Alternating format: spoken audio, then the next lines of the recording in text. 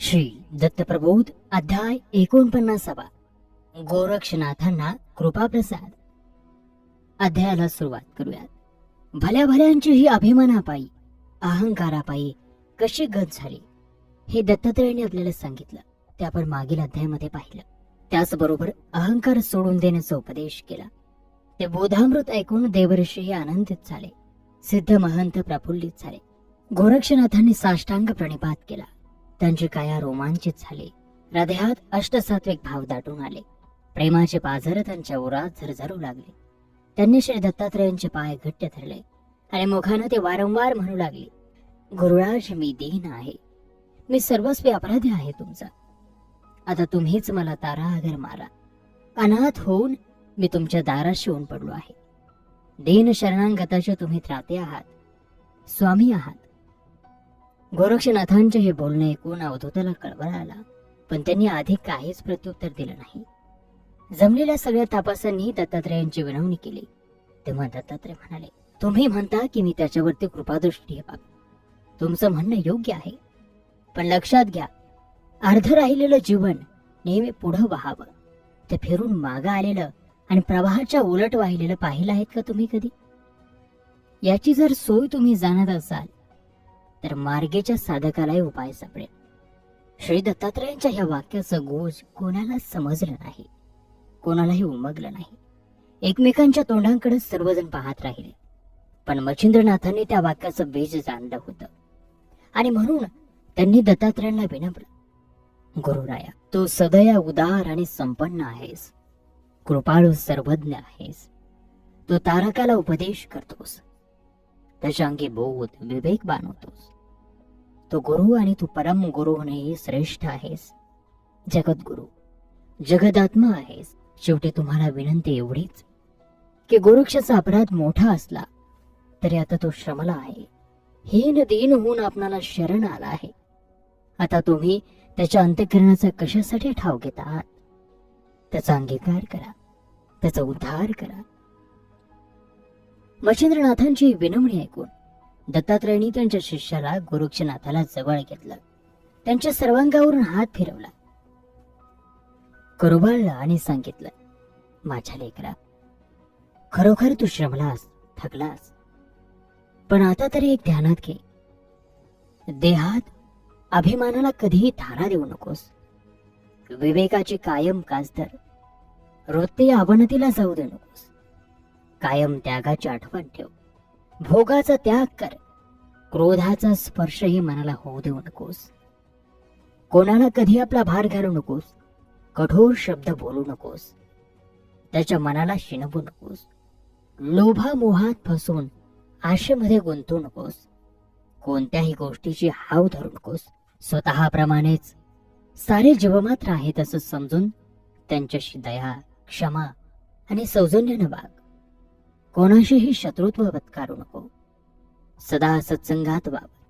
इंद्रिय सत्कारणी लाव. एकाग्रता धरून ध्यानधारणा जपजाप्य कर. त्यावरती गोरक्षनाथ म्हणाले, आपण मला उपदेश केलात त्याप्रमाणे मी माझी तपसाधना करेन. माझे सर्व अपराध पोटात घालून आपण मला क्षमा केलीत. माझ्यावर स्नेहाचा परमप्रीतीचा वर्षाव केलात. आता आणखी प्रार्थना एकच की आपल्या पूर्ण कृपेचे कृपादान या याचकाच्या पदरात पडावं आणि माझ्या वृत्ती सवृत्ती ऐशी म्हणजे तद्रुपाकार तुमच्यासारखेच निर्मळ आणि निर्मोही व्हावे.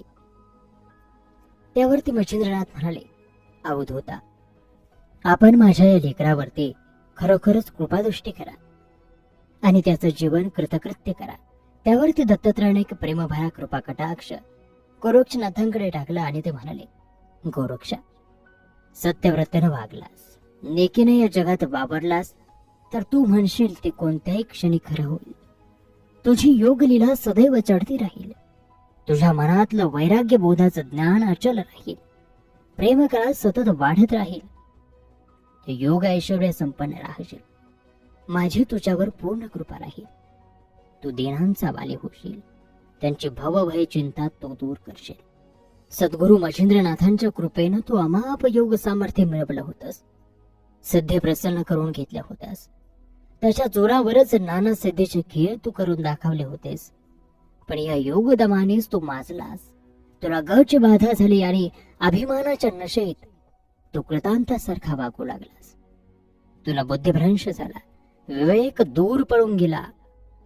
सारासार विचार करण्याची तुझी बुद्धी नष्ट झाली आणि तू दंभ दर्पाच्या थरात सारी पृथ्वी भयभीत करून सोडलीस.